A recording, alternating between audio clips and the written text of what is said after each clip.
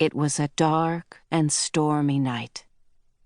In her attic bedroom, Margaret Murray, wrapped in an old patchwork quilt, sat on the foot of her bed and watched the trees tossing in the frenzied lashing of the wind. Behind the trees, clouds scudded frantically across the sky.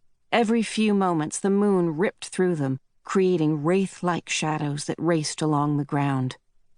The house shook. Wrapped in her quilt, Meg shook. She wasn't usually afraid of weather. It's not just the weather, she thought. It's the weather on top of everything else, on top of me, on top of Meg Murray doing everything wrong. School. School was all wrong. She'd been dropped down to the lowest section in her grade.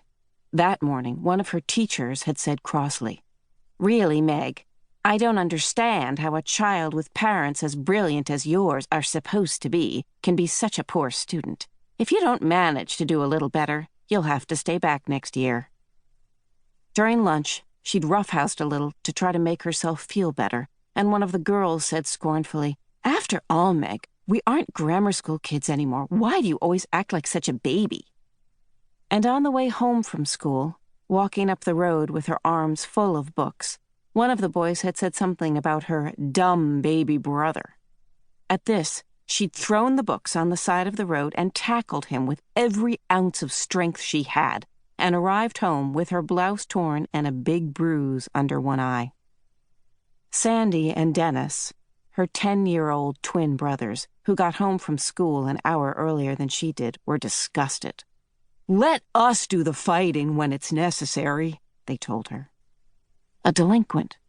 That's what I am, she thought grimly. That's what they'll be saying next. Not Mother, but them. Everybody else. I wish Father... But it was still not possible to think about her father without the danger of tears. Only her mother could talk about him in a natural way, saying, "When your father gets back." Gets back from where? And when? Surely her mother must know what people were saying, must be aware of the smugly vicious gossip. Surely it must hurt her as it did Meg. But if it did, she gave no outward sign. Nothing ruffled the serenity of her expression. Why can't I hide it too? Meg thought. Why do I always have to show everything?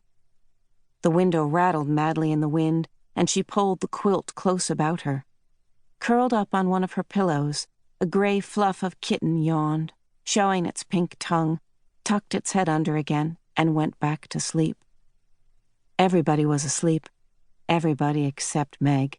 Even Charles Wallace, the dumb baby brother, who had an uncanny way of knowing when she was awake and unhappy, and who would come so many nights, tiptoeing up the attic stairs to her.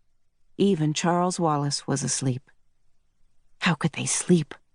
All day on the radio there had been hurricane warnings. How could they leave her up in the attic in the rickety brass bed, knowing that the roof might be blown right off the house, and she tossed out into the wild night sky to land who knows where? Her shivering grew uncontrollable. "You asked to have the attic bedroom," she told herself savagely. "Mother let you have it because you're the oldest. It's a privilege, not a punishment." "Not during a hurricane it isn't a privilege," she said aloud. She tossed the quilt down on the foot of the bed and stood up. The kitten stretched luxuriously and looked up at her with huge, innocent eyes. "Go back to sleep," Meg said. "Just be glad you're a kitten and not a monster like me." She looked at herself in the wardrobe mirror and made a horrible face, bearing a mouthful of teeth covered with braces. Automatically, she pushed her glasses into position, ran her fingers through her mouse-brown hair so that it stood wildly on end, and let out a sigh almost as noisy as the wind. The wide wooden floorboards were cold against her feet. Wind blew in the crevices about the window frame, in spite of the protection the storm sash was supposed to offer. She could hear wind howling in the chimneys. From all the way downstairs, she could hear Fortinbras, the big black dog, starting to bark. He must be frightened, too. What was he barking at? Fortinbras never barked without reason. Suddenly she remembered that when she had gone to the post office to pick up the mail, she'd heard about a tramp who was supposed to have stolen 12 sheets from Mrs. Buncombe, the constable's wife.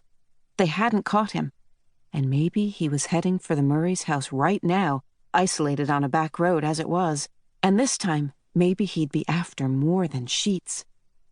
Meg hadn't paid much attention to the talk about the tramp at the time, because the postmistress, with a sugary smile, had asked if she'd heard from her father lately.